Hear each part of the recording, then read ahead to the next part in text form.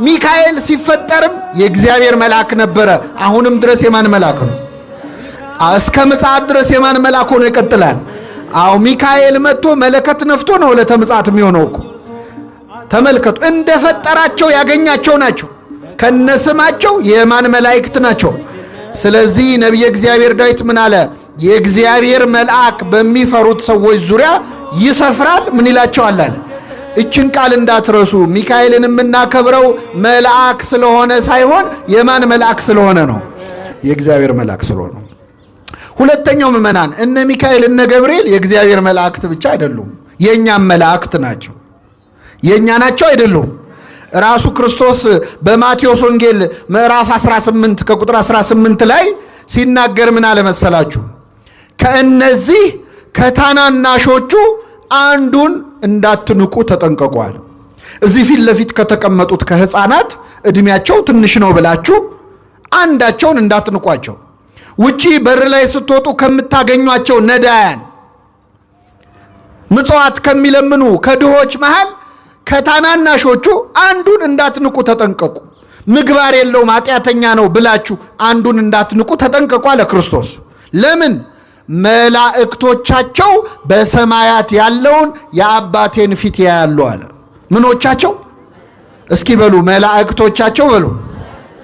ስለዚህ ታናሹ ሕፃንም ለራሱ ምን አለው ማለት ነው? መልአክ አለው።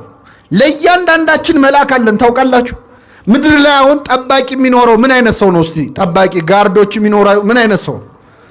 ወይ ባለስልጣን ነው፣ ወይ ባለጸጋ ነው፣ ወይ ዝነኛ ሰው ነው። ድሃ ከሆነ ጠባቂ አይኖረውም። በምድር ላይ የሚመደብለት እንደው መንገድ ልቀቁለት ገሌ መጣ እያሉ የሚያሸረግዱ ሰዎች የሚመደብለት ሰው ወይ ገንዘብ ያለው ወይ ዝና ያለው ሰው ነው። እግዚአብሔር ግን ጠባቂ የመደበው ለዝነኞች ብቻ አይደለም፣ ገንዘብ ላላቸው ብቻ አይደለም። በቀን በሌሊት ከኛ የማይለዩ ከእናታችን ማህፀን ጀምሮ ሲጠብቁን የነበሩ በዋልንበት እየዋሉ ባደርንበት የሚያድሩ ጠባቂዎችን ለእያንዳንዳችን ሰጥቶናል። እግዚአብሔር ስሙ የተመሰገነ ይሁን በእውነት ለእያንዳንዳችን። ስለዚህ የየራሳችን መልአክ አለን ማለት ነው። ከኔ ጋር ናችሁ ምእመናን? አሁን ደስ ብሏችሁ ነው መሄድ አለባችሁ። እያንዳንዳችሁ የየራሳችሁ ምን አላችሁ? መልአክ አላችሁ። አብሯችሁ ያደገ ያሳደጋችሁ። ያሳደገኝ መልአክ አላለም ያዕቆብ ልጆቹን ሲመርቅ? ያሳደገኝ መልአክ እነዚህን ሕፃናት ይባርክ ብሏል። በእናታችን ማዕፀን ስንጸነስ ጀምሮ ጽንሱን ይጠብቃል የእግዚአብሔር መልአክ ቆሞ። ከተወለድን በኋላ ስናድግ እንደ ሞግዚት አብረውን ናቸው መላእክት። በሕይወት ዘመናችን ኃጢአት ስንሰራ ስለ ኃጢአታችን ያለቅሳሉ፣ ያዝናሉ።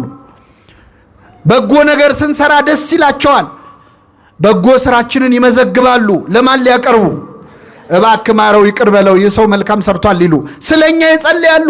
እንደውም ቅዱስ ባስልዮስ ለጠባቂ መልአክ የሚጸለይ ጸሎት በዚህ ውዳሴ አምላክ በተባለ መጽሐፍ ላይ ጽፎልናል።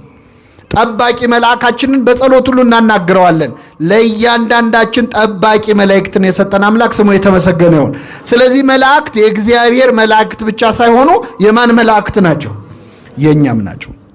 የኔ ሚካኤል ልትሉ ትችላላችሁ፣ የኔ ገብርኤል ልትሉ ትችላላችሁ። ለእያንዳንዳችን እግዚአብሔር በመዓልት በሌሊት ለኃጥኡ ለጻድቁ ለምእመኑ ለመናፍቁ ለካዱት ሰዎች ሳይቀር ጠባቂ መልአክ አላቸው። በነገራችን እግዚአብሔር የለም ለሚሉ ሰዎች ጠባቂ መልአክ አላቸው። መላእክተ ጽልመት የሚባሉ ከ99ኙ ነገደ መላእክት መካከል አሉ። መላእክተ ጽልመት የሚባሉ የካዱ ሰዎችን ይጠብቃሉ፣ በቀን በሌሊት ይጠብቃሉ። እነዚህን ጠባቂዎች እግዚአብሔር ስለሰጠን ስሙ የተመሰገነ ይሁን።